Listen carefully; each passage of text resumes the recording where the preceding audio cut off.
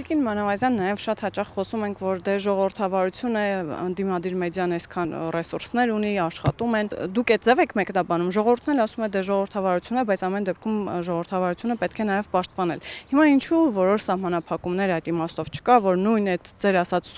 սուտ լուրերը այդքան չտարածվեն, չգիտեմ, կամ պարբերաբար չթիրախավորվեն, օրինակ պետական ամենատարբեր ինստիտուտներ, նույն օրինակ հայ-ադրբեջանական հարաբերությունները, խաղաղության պայմանագիրը, այստեղ ինչ որ անելիք ունի իշխանությունը, այսինքն որպեսզի նաև հասարակությունն էլ հասկանա եւ թացը չորից տարբերի, եթե ժողովրդական լեզվով ասեմ։ Ես կարծում եմ հասարակությունը հիմա ավելի քան գիտակից եւ հասկանում է այդ ամենը, բայց նաեւ իշխանության անելիքը հետեւյալն է. այնինչ կա, իրապես ռեալ ներկայացնի։ Իսկ ընդդիմությունը, այո, ֆինանսավորվելով